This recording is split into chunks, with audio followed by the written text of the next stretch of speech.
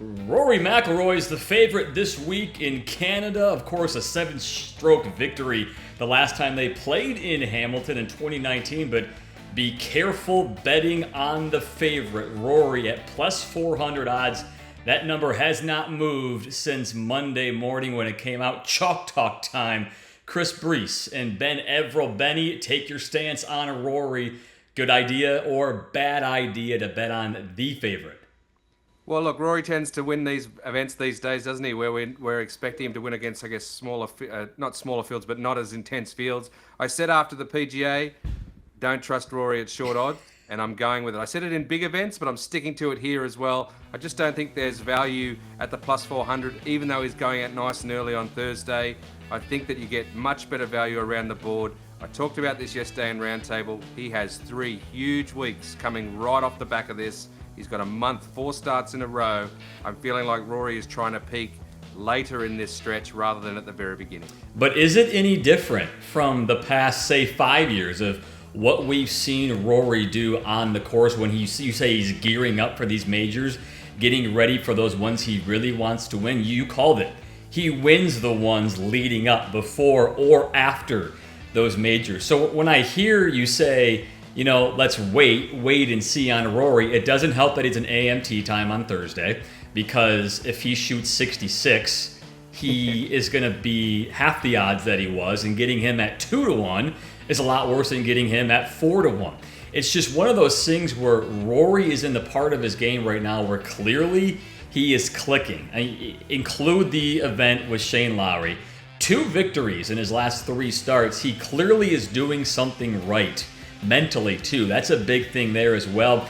I think if you want to bet Rory, I would agree that the plus 400 is ridiculous, but I think the later you get into the weekend, and if Rory is still at a number that you feel comfortable, the juice being worth the squeeze, I don't see why betting on him is a bad idea. I don't care what the number is, because the guy is playing that good compared to everybody else in this field at this moment.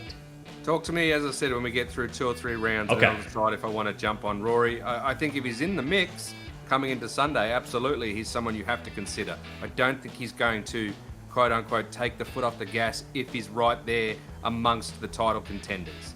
I will say that if he has a slow start, I don't expect him to try to, throw out a big grinding second round. Although, the counterpoint to that is, Rory's the type of guy that can shoot 61 because he's aiming at every pin, because he's having a crack. I could see him having one of those sort of rounds if he has a slow start, at least trying for that. So maybe, as I said, maybe you've got a little bit more juice if you start slow and you get a 6, 7, 8, 900 number and you want to take a little bit of a rough chance. I just still have this feeling that with the big month coming ahead, it's not going to be as vintage Rory as we're expecting. Now, again, saying all of this, his B game is good enough to beat exactly. this field. It is good enough to beat this field. I'm going to keep coming back to one simple thing here. That plus 400 number you see on your screen. That is where the juice is not worth the squeeze, as you said earlier. That is where it's just too many. There have been too many occasions where fading Rory has actually been the correct decision versus the few times where you needed to draw him in these situations, that plus 400 number doesn't make sense for me. If he's anywhere around that because he's close come Saturday, Sunday, different story. It's the Scottie Scheffler argument. Right. That we've had literally every single week with Scottie Scheffler at this exact number. Not worth betting on Scottie. Well, we've seen that not work out for you and me in specific a couple of times this year. What I feel about it is that Rory's game, really, is it that much different now than it was in 2019 when he won by 7? Different week, different year, different field. I know, I get that. I don't see his game being that much different than it was 5 years ago when he won by so much. I just feel like Rory is the kind of guy, if you want to bet on him, if you're making one pick and you say, okay, who am I going to bet on to pick? Who are you looking at outside of Rory McIlroy that you feel relatively good about who could win this thing this week? So with that, let's bring in our top 5 strokes gained. And the reason why we didn't do key stats this week on Monday, if you noticed, we're going the total package this year, the top 5 odds getters from BetMGM in this event, the Canadian Open, and how they're doing off the tee, approach, around the green putting, and strokes gained tee to green. We threw out total, we did tee to green because This is the first time they played at this course in 5 years. So we weren't going to compare previous years of how they did. It's a complete golf course, complete game challenge.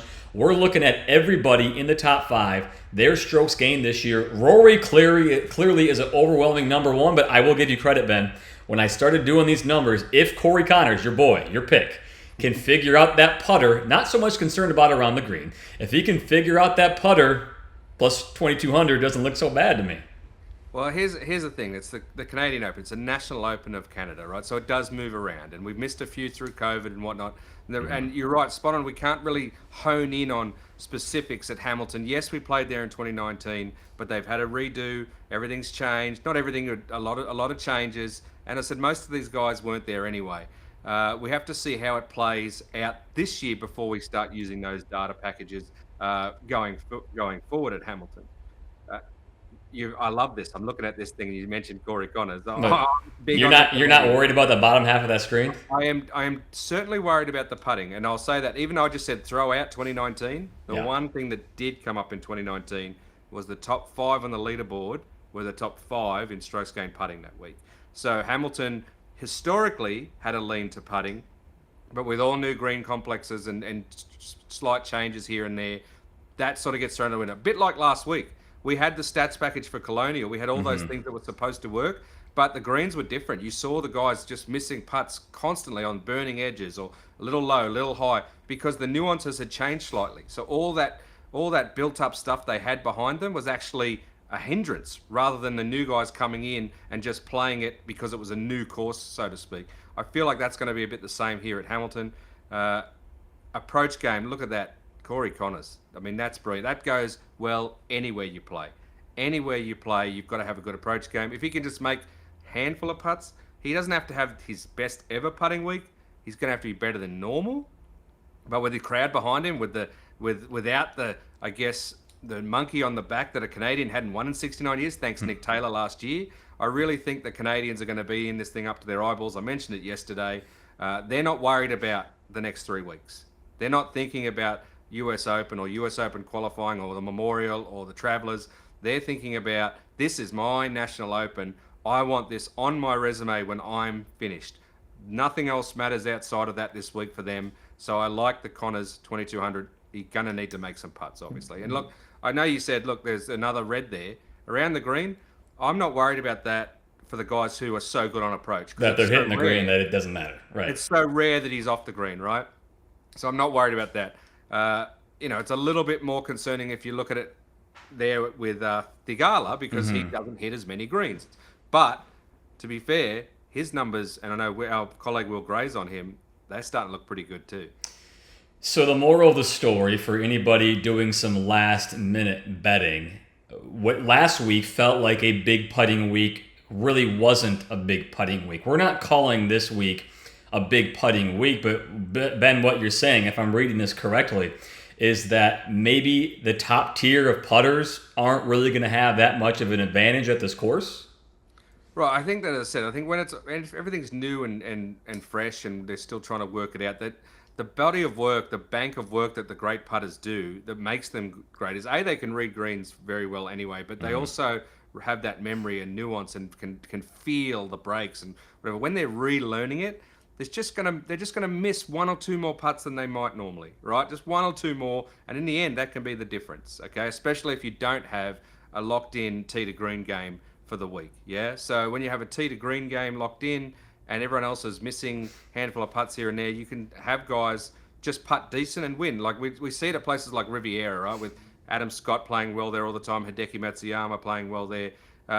Don't putt generally well at most places, but you put them there where it's a little more bumpy power, it's a little bit, everything sort of comes back in, the good guys don't get a chance to separate themselves. That's what I'm sort of getting. I'm not necessarily suggesting you have to putt poorly. You can get away with putting poorly, but you will be able to get away with a few more misses than you would most weeks. Getting away putting poorly ties in perfectly to Shane Lowry because we've seen his putter, and it's not ironic that his putting stats this year in specific are below average. It's been historically a problem in his game. What I find very interesting about Shane Lowry, if he wasn't top 6, I think it was T6 at the PGA Championship, do you think he would be this low odds? Not a No. chance. I think, and what Like was 3,000? important about that? Yeah, not a chance. His odds aren't where they necessarily should be, but that doesn't make him any less of a chance this week. I think what Because was I like important. him.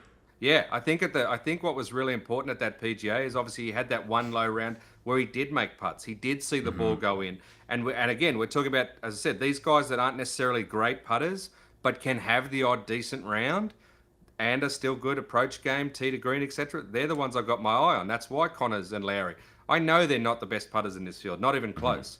But I do think they have it in them to have 2 or 3 decent rounds and then just have half decent, just be, average to the field on the other rounds in putting, and they should be okay. They should be able to separate themselves there. And Shane Lowry's a sneaky guy. I would have loved to see him 30, 35, 40 to 1 to get that extra value. Get me 40 to 1. I would have loved jumping on that as a winner. But I think Shane Lowry, just my inkling tells me that a top 5, a top 10 for Lowry, whatever those numbers are, go look at them on your books. Those look really good to me because I'm with Lowry you. is really getting there. I mean, he's the kind of guy who clearly has had a knack. That win at Portrush was not a fluke just because it was basically his home course. It was not a fluke. This guy has been so good in major championships in specific. This place tends to make itself feel like a major championship, at least like a PGA. He's been really good at PGA championships. Shane Lowry, I think if you want to talk about a guy on this board, he's the one guy I think is very underrated. Throw out the price. Very underrated. And the exact opposite for me in here, I'm sorry, it's Tommy Fleetwood. And again, I think that number is there because, one, he lost in a playoff last year. But the problem, folks, we're not playing the same courses last year. And Tommy Fleetwood's game is not what it was in 2023. I agree 100%. And that's the most glaring red light on this whole board for me. The minus half a shot on approach. You're going to need to be lights out everywhere else on almost any PGA Tour course if you are going to compete with losing strokes on approach. Yeah. You're going to need to be chipping in. You're going to need to be making a bunch of 30-foot putts. And Tommy is just not the same guy that we saw 12 months ago. Is he talented enough to pull something out of his backside any given week? Yes, of course, he's that guy. But are you going to be getting on him at 1,600 for that? Yeah, as the second favorite odds? No. Yeah, no way. No way is this the time for Tommy. And then again, I guess that's making me say that hold off the top 2 on the board. Like I'm saying, fade the top 2 chalk this week here in Chalk Talk. I really believe it. In fact, I think there's a bit of a trend going too. Forget about, like I said, on top of things with the month coming, but the non-signature PGA Tour events this year have not been won by chalk. They have not. They've been plus 30,000, plus 15,000. Nobody even near who we've talked about the entire week, really. Correct. And even if we look at last week, it was, Scheffler was in it. Yeah, he was in it, but he didn't win it. Right. He didn't win it, right? Like at the end of the day. And you never felt like he was going to win. Nope. Yeah. He had. You thought your best chance was going into Sunday that he would be able to look Davis Riley in the face in the final group and take him down sort of just through aura. But that didn't happen at all. And so I worry again, as I said, and I do think that's something to do with this thinking ahead, feeling like they're trying to peak at different times, where there are players in this field, not just the Canadians, which I said yesterday, but guys who aren't in Memorial or don't really feel like Memorial's their best chance to win. They might be in Memorial, but probably very different golf course, very difficult to hit fairways, impossible putting at times. Such a different course next week that we're going to be looking at stats next week that have nothing to do with anything we've been talking about for the last 6 weeks. 100%. And Memorial, has brought both chalk and underdog winners, but the later we've gone on, where more chalk has turned up, it's starting to get big time winners there, or guys with big stats. This week, as I said, it's an opportunity week for those guys, and look, someone will laugh at me for saying this, but we're getting to a point where a lot of those guys too, on their FedEx Cup status, where they rank in the FedEx Cup, it is very important for them to nail performances in these weeks. Get themselves in the top 15, get themselves in the top 10, get themselves in the top 5 to get themselves towards the playoffs, because they won't get the points in the big events. They won't necessarily have an out-of-the-box performance on a course against every big gun on the And tour. they're realistic about it. They know Correct. that's the case. So while others are trying to peak for next week or the US Open or whatever, there's 30, 40, 50 guys in this field trying to peak for this week, including the Canadians. That's why I like Corey's ones. Fun month coming up on the PGA Tour. Thanks for watching Chalk Talk.